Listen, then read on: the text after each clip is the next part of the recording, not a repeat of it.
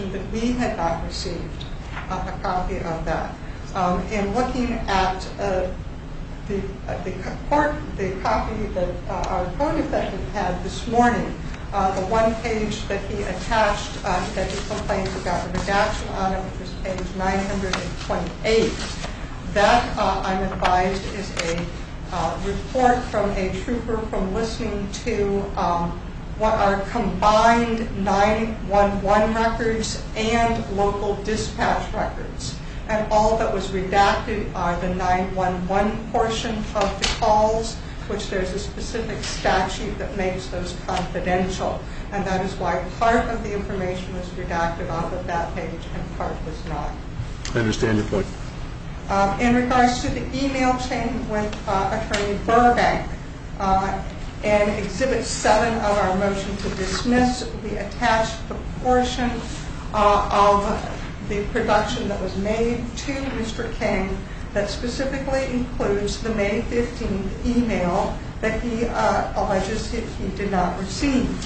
And we do have also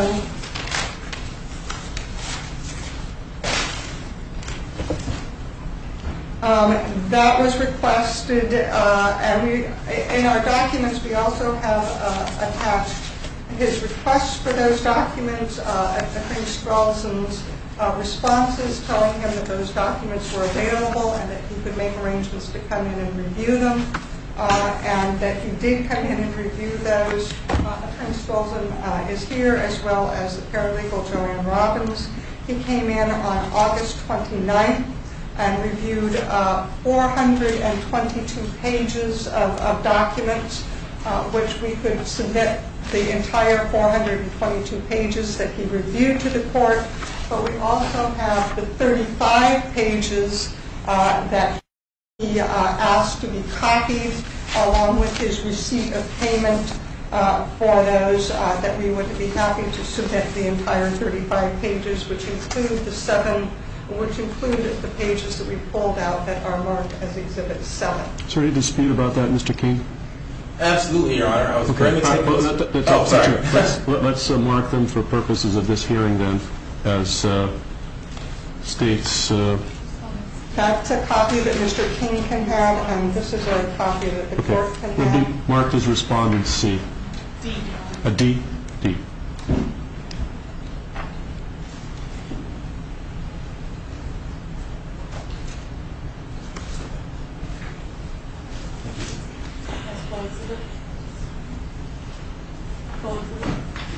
As a full exhibit. D and E. D and E. Yep.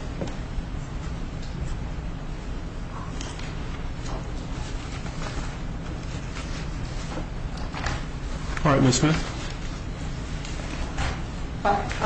So it's our contention that Mr. Stralson did respond timely to Mr.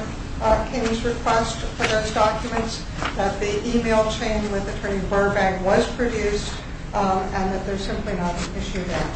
In regards to the John Poole documents, Mr. King was told on July 18th that consisted of 8 pages and how to obtain them. He requested them again on August 7th.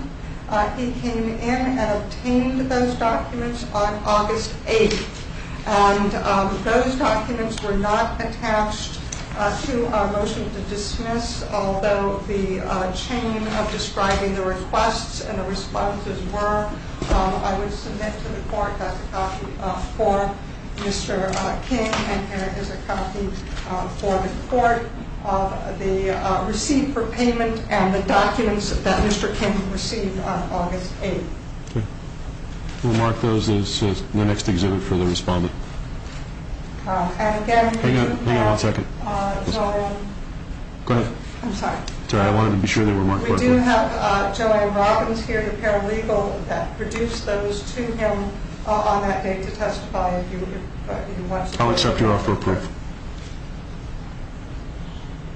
In regards to his complaints about the requests for emails regarding elected officials, as well as the request for emails regarding RICO containing certain names, Mr. Kenny's name and Mr. McKay's name. Those are the ones that he complains that the Attorney General's office improperly responded when it told him that it would take some time in order to determine whether or not there were documents that were responsive, and then to review them and determine whether or not they could be produced. That is entirely consistent with RSA 91A, which provides in section 4, Roman numeral 4, that the records either be produced, denied, or that a written acknowledgement or receipt of the request be provided and a statement of the time reasonably necessary to determine whether the request will be granted or denied. It's not just that if you need additional time, then you're saying you are going to produce the records. The RSA 91A contemplates that it may take time to determine whether the records exist, and until it is determined whether the records exist, we can't determine whether an exemption applies. So our response was appropriate, and as Mr. King acknowledged, the records were produced. In regards to the 3 additional audio CDs that were produced on June 29th, with all due respect, Mr. King has not correctly characterized his conversations with Mr. Stolzen in that regard. And Mr. Stolzen would testify that the comment that Mr. King referred to, that he indicated he was reading from, is that Mr. Stolzen did state that there were more interviews than there were transcripts or audio recording, because not all of the interviews were recorded.